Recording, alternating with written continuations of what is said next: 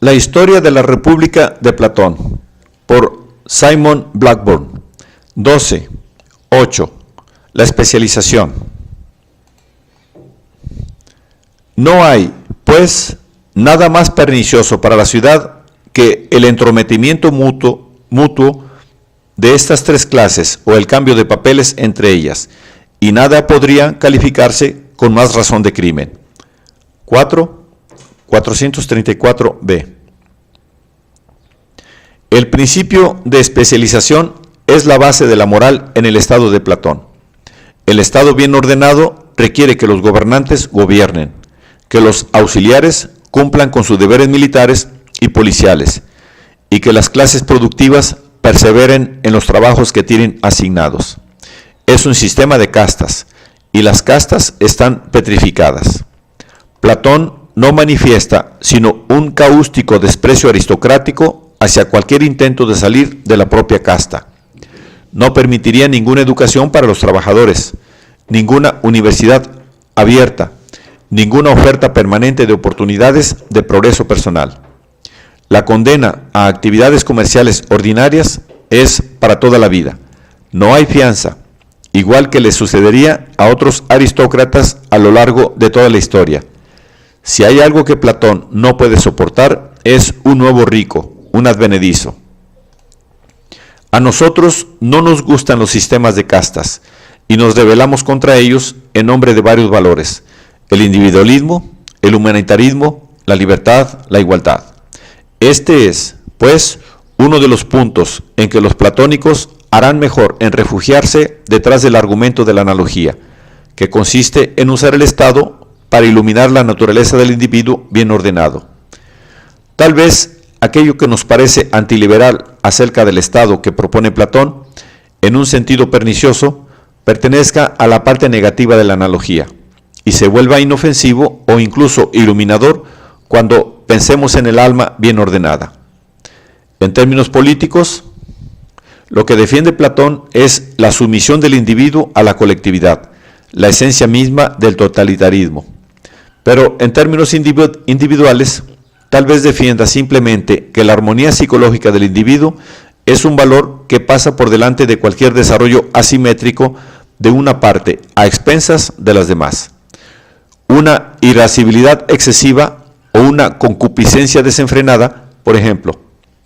En este caso, no cabe calificar el argumento de totalitario, pues no hay duda de que es inofensivo insistir en que el objetivo es el bienestar de la totalidad, el agente considerado en función del conjunto de sus aspectos mentales. Aunque, si fuera así, los resultados se habrían alcanzado a pesar de la comparación entre el Estado y el alma, más que gracias a ella. El Estado no es tanto una magnificación del alma como una guía imperfecta y poco fiable para lograr lo que querríamos de ella. Pero, ¿funciona en todos los casos la analogía? Ciertamente tiene sus puntos débiles.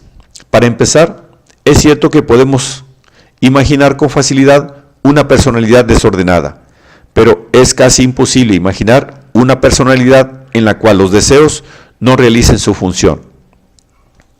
Podemos imaginar que una persona cualificada para trabajar como zapatero descarte esa opción para convertirse en un soldado mediocre, pero no tiene ningún sentido que la sed trate de usurpar las tareas de la vergüenza, o que la lujuria usurpe la función del deseo para aprender más sobre astronomía. La sed es sed y la lujuria es lujuria. El desorden surge en el Estado cuando los individuos tratan de evadirse de la función para la que están mejor preparados. Pero los deseos se definen por sus objetos y no pueden adoptar en sí mismos diferentes roles, aunque ciertamente pueden ser reprimidos y sustituidos por otros deseos. Cuando Platón explica mejor lo que quiere decir, vemos que no le preocupa que los deseos cambien de objeto, sino que traten de arrogarse una autoridad que no les pertenece. 442b. Parece, pues, que la moral individual se equiparará prácticamente al autocontrol o al autodominio, un elemento ciertamente básico en el pensamiento de Platón. Tal vez todo cuanto pretenda decirnos con su elaborada analogía sea que está a favor de la templanza y en contra de los caprichos y los excesos. De acuerdo, podríamos decir, pero ¿tendríamos que pasar por todo este embrollo para llegar a eso? Sea como fuere, parece extraño que Platón equipare sin más la moral con el autocontrol. Después de todo, hay malvados fríos y serenos. Los enviados atenienses de Tucídides parecían tener un perfecto control de sí mismos. No echaban espuma por la boca, ni mordían a nadie, ni les rechinaban los dientes.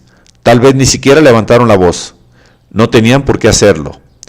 Disfrutaban de lo que para ellos era un perfecto control racional de las pasiones, traducido aquí en una comprensión fría y calculada de los intereses de Atenas. Parece, pues, que Trasímaco puede asentir sin problemas a todo cuanto se ha dicho hasta ahora. No tenemos por qué presentarlo como un defensor de los excesos o del humus militar, ni como una persona de apetitos desordenados. El problema tiene que ver aquí con aquello que queda incluido bajo el paraguas de la razón. Si queremos conservar la analogía con la élite política gobernante, la razón debería poseer al menos un deseo propio, el interés por el bienestar del conjunto, que en este caso significa el individuo en su conjunto. Pero eso plantea la cuestión de por qué deberíamos considerar razonable este interés y ningún otro. En opinión de muchas personas, la ética consiste en gran medida en introducir un poco de altruismo o de genuino interés por los demás entre las fuerzas dominantes del egoísmo o el interés por el propio bienestar. Esta es de hecho la idea alrededor de la cual se organiza toda la materia en muchos textos, incluido el magistral Method of Ethics, Método de Ética, de Henry Sidgwick, un filósofo de Cambridge del siglo XIX. Parece prepotente, cuando menos, convertir en invisible simplemente la preocupación por los demás, o tal vez degradarla a un mero apetito, que deberá ser dominado desde el principio por el puro interés propio. Pero eso es justamente lo que sucederá si confinamos el interés de la razón al bienestar propio. Llegaremos al horrible resultado de que el altruismo genuino no es ni siquiera deseable, sino que representa una fractura del alma, un momento en el que una pasión como la empatía escapa al gobierno de la razón. Y esto es justamente lo que no debe ocurrir en un alma bien ordenada. Este problema no se resuelve simplemente dejando todos los deseos e intereses fuera del dominio de la razón. La razón necesita algún tipo de interés propio, limpia de todo deseo, queda también desprovista de todo propósito futuro. Y entonces, ¿qué la califica para gobernar los deseos? ¿Para empujarlos en una u otra dirección? ¿O bien para reprimirlos o promoverlos en alguna medida? Así concebida, la razón no es más de lo que Hume dijo que era, una mera esclava de las pasiones, capaz de proponer verdades que nos guíen en la persecución de sus deseos, pero incapaz de sacar fuerzas propias para oponerse a cualquier pasión que podamos tener. Tal vez, pues, sería mejor ir en dirección contraria e incluir en el dominio de la razón no solo el egoísmo, sino también cierto interés en el bienestar de otros.